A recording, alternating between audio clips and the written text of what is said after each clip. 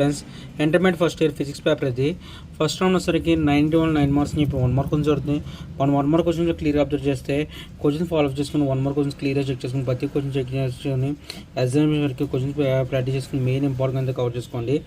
Examination వరకు question paper follow up చేసుకోండి. Paper వచ్చేసరికి క్లియర్ చెక్ చేసుకుంటే ఫస్ట్ రౌండ్ వచ్చేసరికి నెక్స్ట్ రౌండ్ వచ్చి 4 to 8 మార్క్స్ ఇప్పుడు 2 మార్క్స్ క్వశ్చన్ పడుతుంది.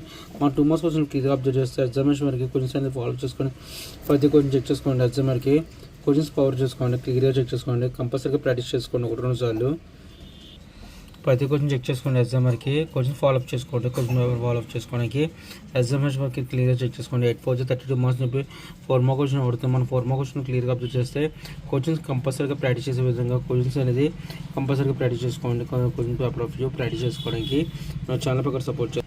సెక్షన్ డీలో వచ్చేసరికి 8 to 16 మార్క్స్ చెప్పి 2 మార్క్స్ క్వశ్చన్ పడుతుంది. మనం 2 మార్క్స్ క్వశ్చన్లో క్లియర్గా అబ్జర్వ్ చేస్తే కంపల్సరీగా ప్రాక్టీస్ చేసే విధంలో ప్రాక్టీస్ చేసే విధంలో కంపల్సరీగా ఒక డెరివేషన్ ఇవ్వడం జరుగుతుంది. డెరివేషన్ సంబంధించిన ప్రాబ్లమ్స్ ఇవ్వడం జరుగుతుంది. ప్రాక్టీస్ చేసుకుని 3 క్వశ్చన్స్ ఇవ్వడం జరుగుతుంది. 3 క్వశ్చన్లో 2 క్వశ్చన్స్ రాయమని చెప్పేసి ఇవ్వడం జరుగుతుంది. అది 8 mark questions of view practice చేసే విధంలో మెయిన్ క్వశ్చన్స్ అనేది కవర్ చేసుకోండి.